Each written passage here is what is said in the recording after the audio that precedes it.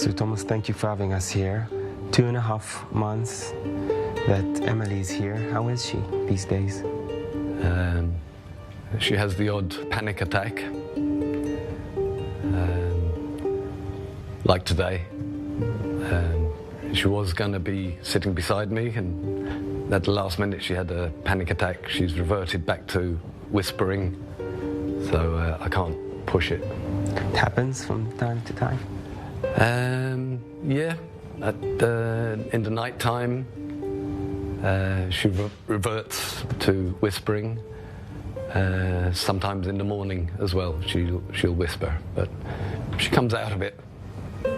We came to meet 9-year-old Emily Hand, who was released after 50 days in Hamas captivity, which she spent alone, without any family members by her side. A first look at her new life. But her previous life reappears, and Emily locks herself in the room. She talks about captivity? Very little.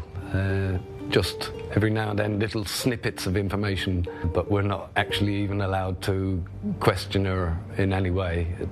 From the psychiatrist's point of view, they said, no, you have to just, whatever she wants to say voluntarily, let it flow. Let it come out. She told me that they were threatened with a knife to be quiet. If you don't be quiet, we'll kill you with this knife. That's an awful vision in your head as a parent. Yeah, that she lived through that terror.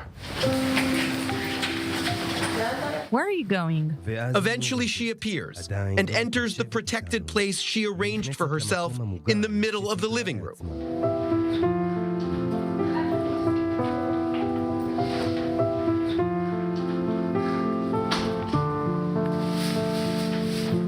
Until she gains enough confidence, with the help of her dogs.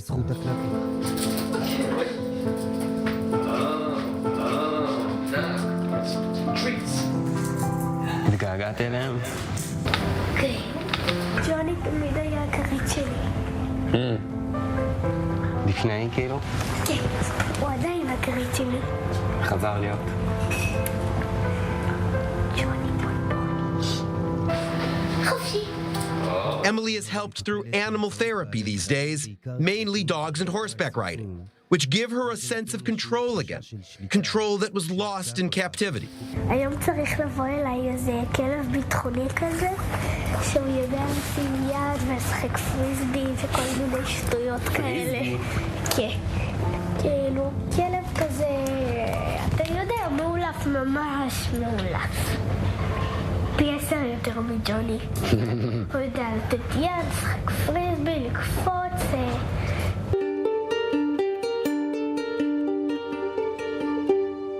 Does she talk about people left there? Yeah. She's aware that Itai Spirsky is now dead. At first, because she knows the Hamas lie constantly, she refused to believe it. She just thought, no, they're lying. And she was with Itai for the whole period of their captivity, from day one to the day of her release. They were together. So, yeah, that's a massive loss for her. She just doesn't want to believe it. Still? Yeah. I left her with that doubt in her mind. I hope it would help her. Yeah, she talks about him every now and then.